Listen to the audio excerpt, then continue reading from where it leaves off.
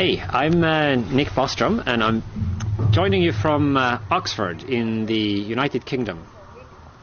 Or, to be more precise, from my Corona quarantine borough, some 50 minutes outside Oxford, where I'm currently discharging the mandatory 2-week quarantine. I was just returning from Canada. And when I went to Canada, there was another 2-week quarantine, so in both directions, which is a little puzzling when you think about it, because you would think not both countries could have more COVID than the other. So going in one direction, you would actually be diluting the disease rather than adding to it. But the way it's set up, it's a little bit like one of those Escher sketches, the artist who drew things from this kind of slightly tricky perspective. So I remember he says this picture of a staircase where it looks like you're always going up and up and up, and yet you just go around in a loop. I thought I would speak today a little bit about the work that we are doing at the Future of Humanity Institute. It's a research center at Oxford University.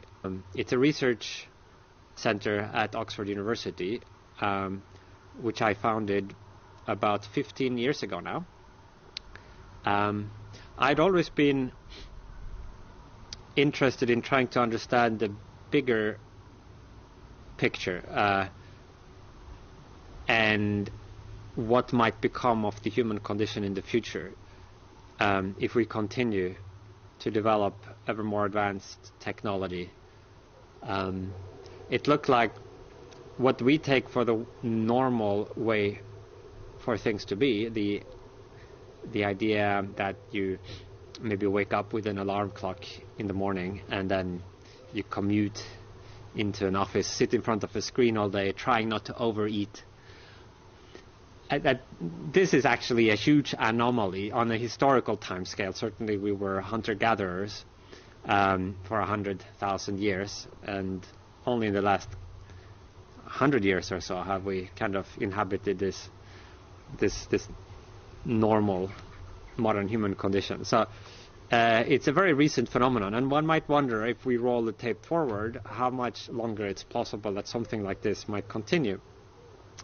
Of course, in space as well, we are a huge anomaly, living on this thin crust of one little crumb floating around in an endless expanse of ultra-high vacuum. So it seems like it would be surprising if this rare place and this rare condition, which we have only very, very recently in historical time arrived, will now be the way that things remain in perpetuity. It seems more likely that this is a transient stage, and that in particular, through the advances of technology, we will find ways of eventually maybe either destroying ourselves, unfortunately, or reaching some kind of post-human condition. And I've been particularly interested in two ways in which the human condition could change. So one is through the direct application of technology to change the human brain, either by enhancing our intelligence or giving us more direct control over our emotions and our affective states, our well-being, or, and maybe in parallel with this, through the development of machine intelligence, which I think will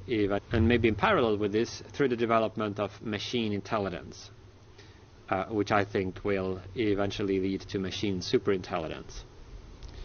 And that it further seemed to me that if you did manage to increase intelligence, whether in biology or in machine, then the future kind of gets telescoped, because you think of all the possible technologies that we might achieve if we had 20,000 years to work on it, all kinds of science fiction-like technologies that we know are possible but very hard. Interstellar possible but very hard.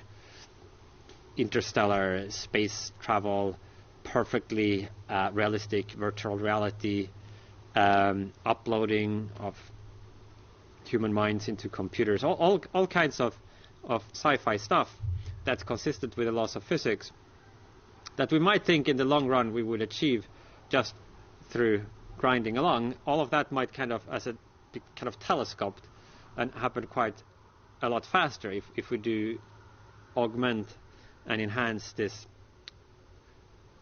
substrate through which new technologies are introduced, the human brain or computers. And so I tried to pursue these in my own research, but back in around 2005 or so, I had a chance to create a research institute, and we are now a thriving group of some very carefully selected people with different backgrounds in mathematics, philosophy, engineering, computer science, political science.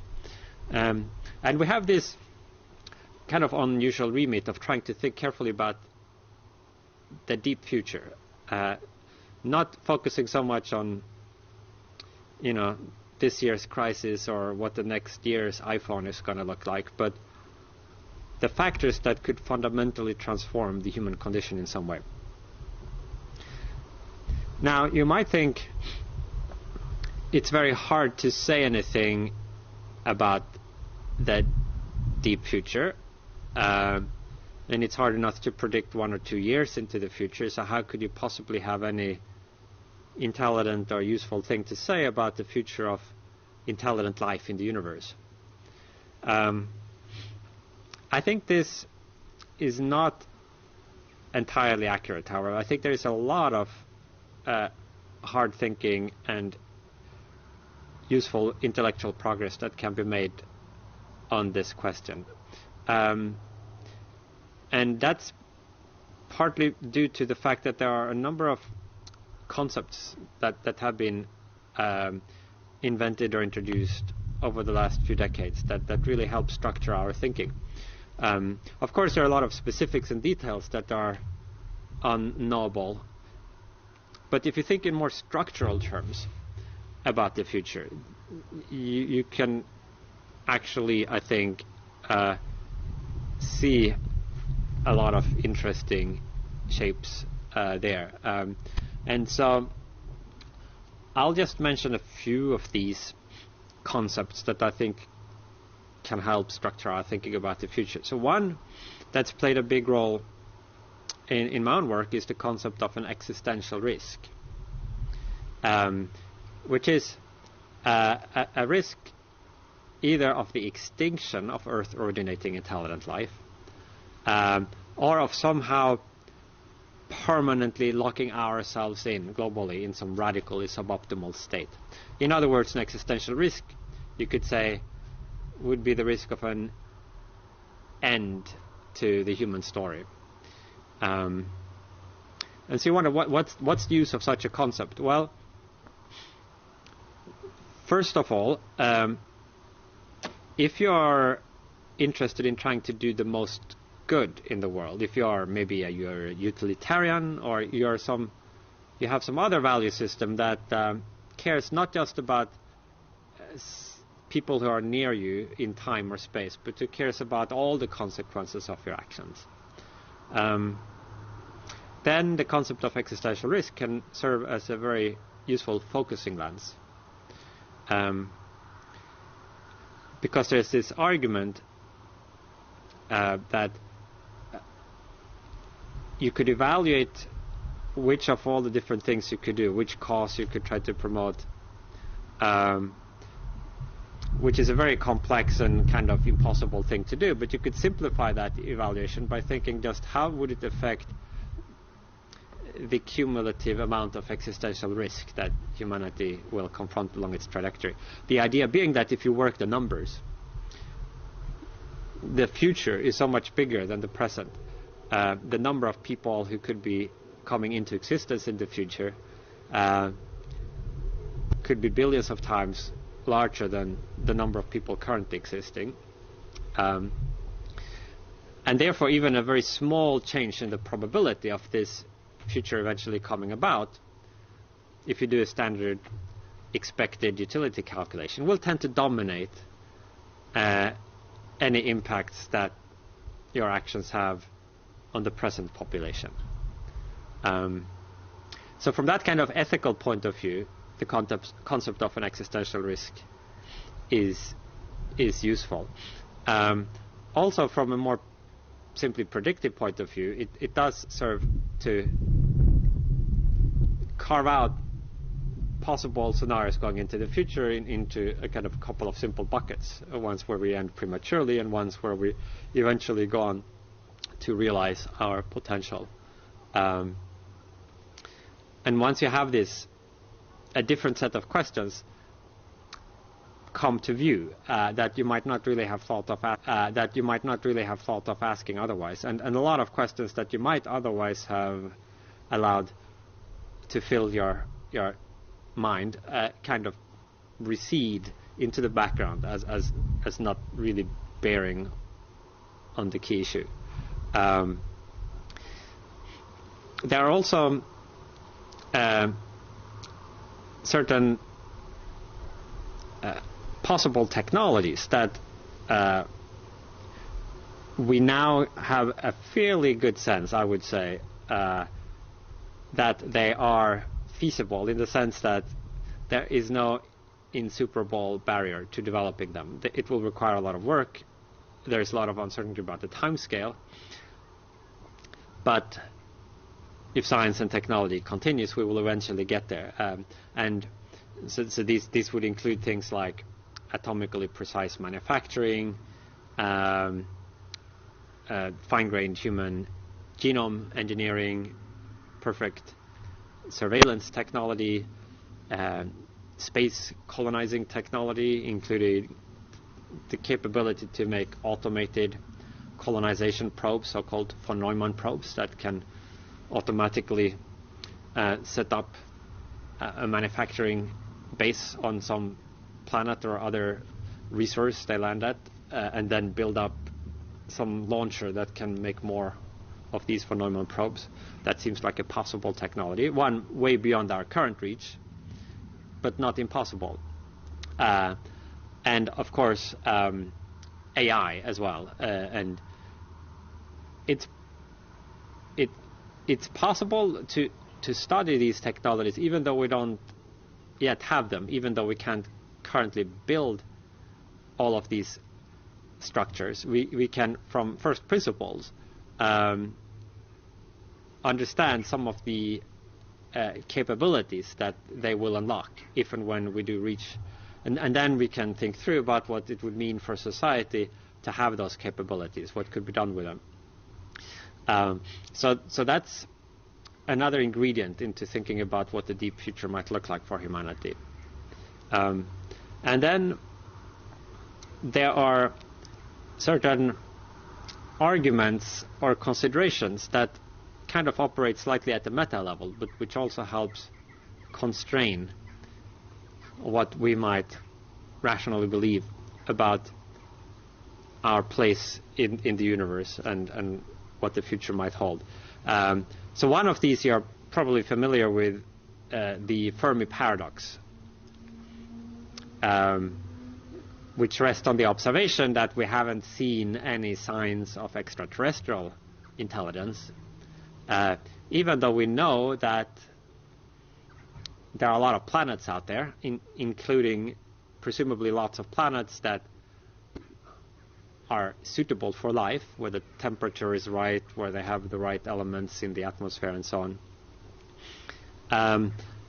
And we now also know, I think, given the earlier consideration that I just described about possible space technology, the possibility of creating von Neumann probes and other ways of traveling across interstellar and indeed intergalactic distances, that it will be possible for a technologically mature civilization to spread far beyond their original spawn point. At some appreciable fraction of the speed of light, which means that if there are billions and billions of planets out there within a radius such that if they had started even just a few million years ago or a few 100 million years ago, they would easily have been able to reach here, even without pushing close to the speed of light limit. And a lot of these planets we know would have arisen much earlier than planet Earth. Planet Earth is a pretty ordinary standard planet in terms of when it arose 4.5-5 billion years ago. There are Earth-like planets that are billions of when it arose 4.5-5 billion years ago. There are Earth-like planets that are billions of years older. So the Fermi Paradox then is out of there are all these planets, and we know that many of them are much older than Earth, and we know that intelligent life, if it had arisen on those planets, would easily have had time to reach us by now. Not to mention send signals and set up communications network, and yet we've seen no sign of them. So that's kind of bit. It's certainly striking, and to some it is a bit puzzling. I don't really agree with calling it a paradox, though, because I think there is at least one obvious explanation, and maybe there is a more complicated explanation that turns out to be true, but at least one obvious one is that the going from an Earth-like planet to having a spacefaring intelligent civilization involves one or more highly improbable steps. So that there just aren't any extraterrestrial civilizations in the universe, or at least not maybe within our light cone. That would certainly explain the absence, right? And it also seems that the prior probability of that should be pretty high. There is no particular reason to think that it would be easy just because you have a big planet for life to evolve. That might involve some astronomical coincidence of amino acids bumping into each other in just the right way to get the process of evolution going, or maybe some later step, like the step from prokaryotes to eukaryotes, simple cells to more advanced cells. We know on Earth that seems to have taken over 1.5 billion years. Maybe that just required some astronomical coincidence to occur, and maybe you need millions and millions or billions and billions of planets just randomly trying this before one gets lucky.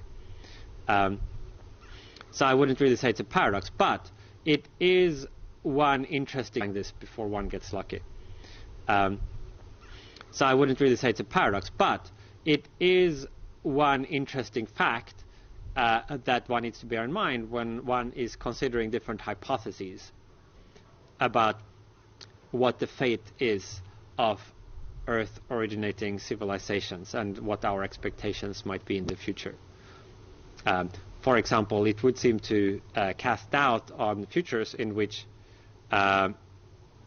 we will encounter extraterrestrial civilizations in the future, certainly in the near future. Even if we start to travel around a little bit in their solar system, you would need to construct a more complicated and, I would say, maybe less plausible scenario if you wanted to account for us running into aliens. And so it looks like there's a lot of emptiness out there. And that would be one example then of one of these kind of meta considerations that help constrain our thinking about the future. But there are others. There is the so-called Doomsday Argument, which tries to argue that we have systematically underestimated the probability of human extinction in the relatively near term. And it basically revolves around the idea that you could kind of think of yourself as if you were a sort of randomly selected human or a randomly selected observer from all the ones that will ever have existed.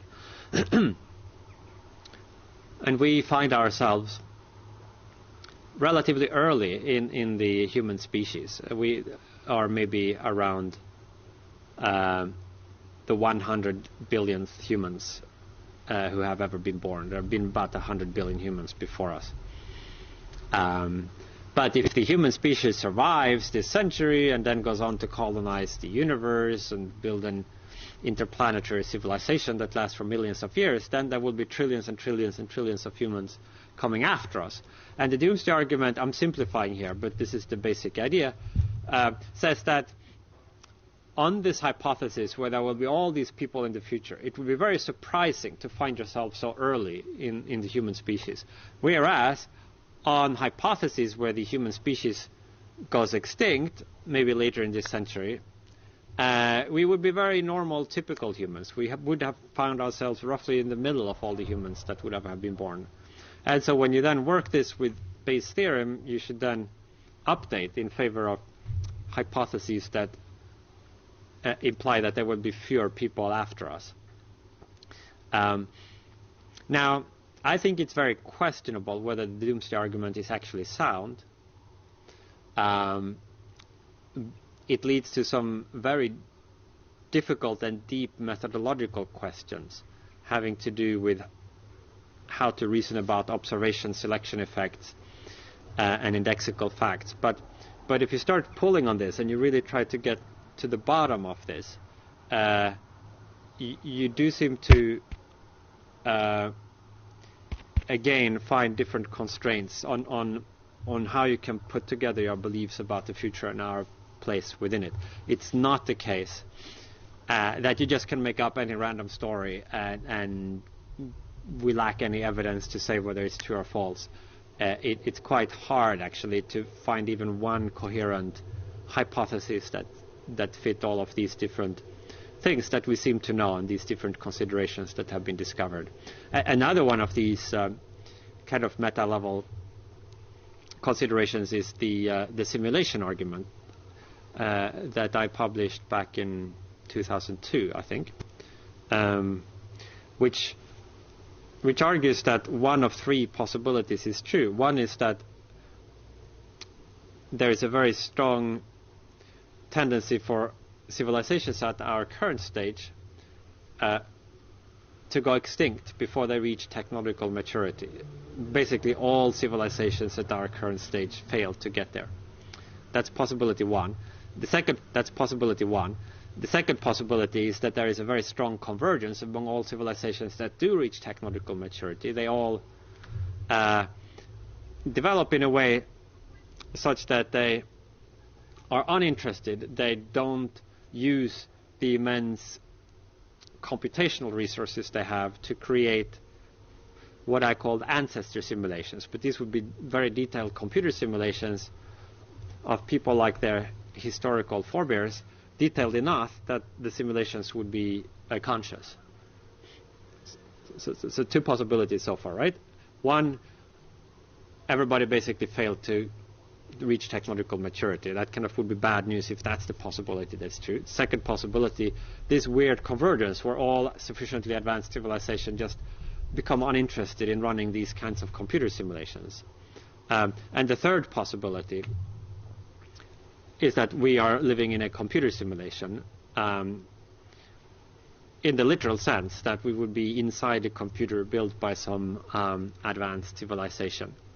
And so the simulation argument, using some simple probability theory, says that at least one of these three possibilities is true.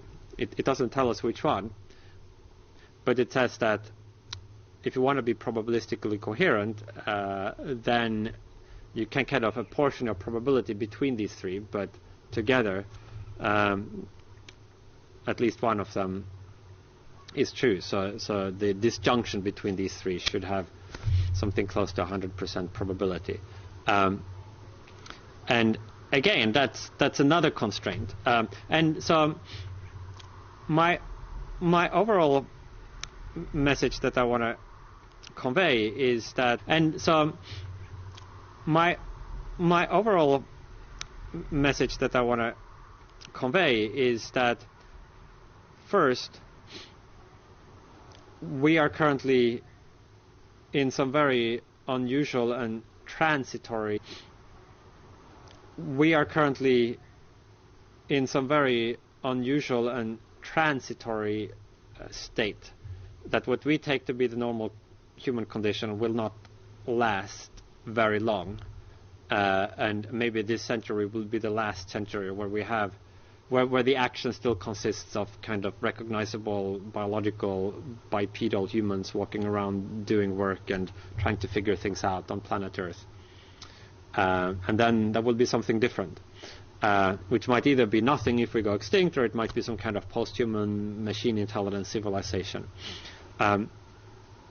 That's actually the most likely scenario. It's not like some wild speculation, but more likely than just kind of imagining that things continue as they are now for hundreds or for thousands or for tens of thousands of years. And the second kind of message that I wanted to, for hundreds or for thousands or for tens of thousands of years. And the second kind of message that I wanted to try to convey is that although there are immense unknowns about the future, and I think we're very much in the dark about the bigger picture, even so there are a lot of pieces that we know, such that it is possible now, I think, to do systematic, serious thinking and research, trying to find ways to put these pieces together, these clues that we have.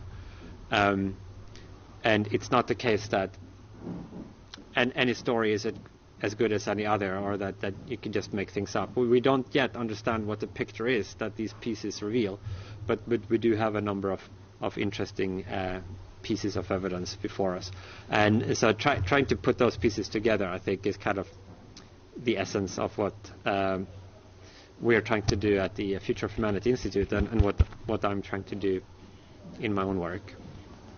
And with that, I will say goodbye to you, and I hope you enjoy the rest of this conference. Thanks.